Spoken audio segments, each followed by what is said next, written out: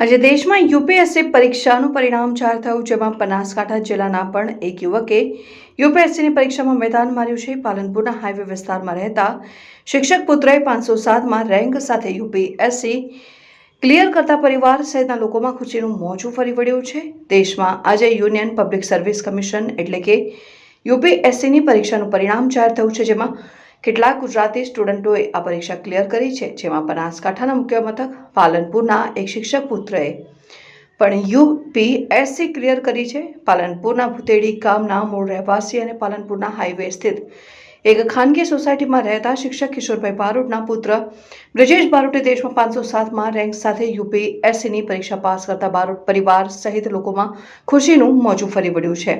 બ્રિજેશ બારોટે જણાવ્યું કે UPSC clear કરવી એ ખૂબ જ કઠિન હોય છે. અગાઉ 4 વખત પ્રયાસ કર્યો, પરંતુ તે પ્રયાસોમાં સફળતા ન મળી. પરંતુ કહેવત છે કે મક્કમ મનોબળવાળા વ્યક્તિને હિમાલય પણ નથી નડતું, અને આ જ ગુજરાતી કહેવત પાલનપુરના બ્રિજેશ બારોટે સાર્થક કર્યું છે. બ્રિજેશ બારોટના પિતાએ જણાવ્યું કે આજના યુગમાં બાળકો સોશિયલ મીડિયા સાથે વધુ સમય વિતાવતા હોય છે. જો બાળકો સોશિયલ મીડિયાથી દૂર રહે તો આવી પરીક્ષાઓ પાસ કરી શકે છે. બ્રિજેશની માતાએ જણાવ્યું કે અગાઉ બ્રિજેશ જ્યારે આ પરીક્ષાઓ ક્લિયર નહોતો કરી શક્યો તે સમયે ખૂબ જ દુઃખ થતું, પરંતુ હવે પુત્ર યુપીએસસી ક્લિયર કરી દેતા ખુશી સમાતી નથી. અહેવાલ દીપક રાવ, ભુતેડી.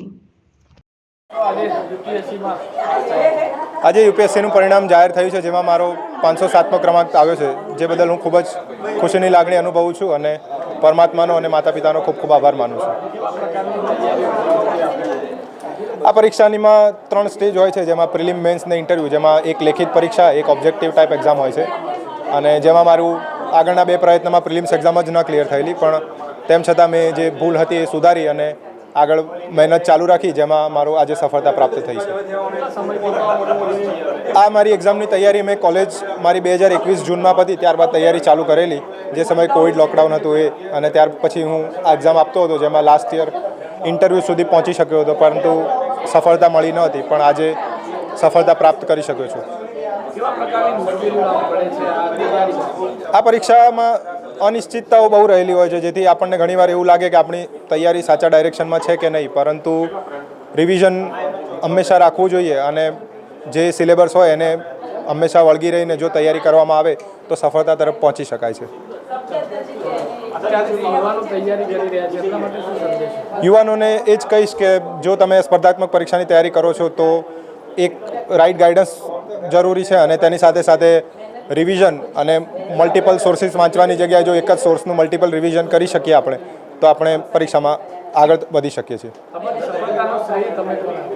આ પરીક્ષામાં મારી સફળતાનો શ્રેય હું પરમાત્માને અને મારા માતા પિતા અને સગા સંબંધીઓને આપું છું.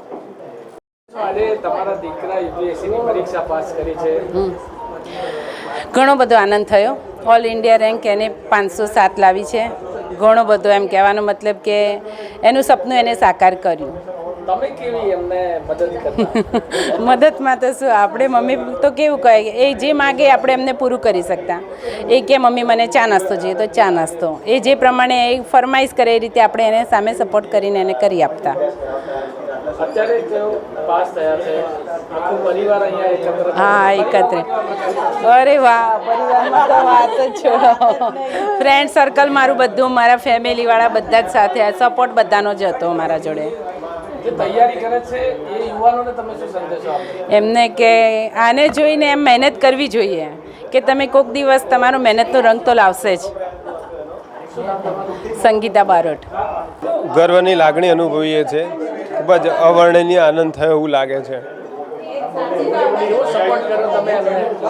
અમે એને જે પણ જરૂરિયાત હતી એ પૂરી કરવા માટે અમે સખત પ્રયત્નો કર્યા, અને જે પણ કોચિંગ ક્લાસ માટે કંઈક સબસ્ક્રિપ્શન લેવું હોય, અને કંઈક વિશેષ તૈયારી માટે જવું હોય, તેના માટે અમે તત્પર હતા, અને જે પણ જરૂરિયાતો હતી અમે પૂરી કરી છે. આ લગભગ 4 વર્ષથી આના પાછળ તૈયારી કરતો હતો. એનો આ 4થો પ્રયત્ન છે.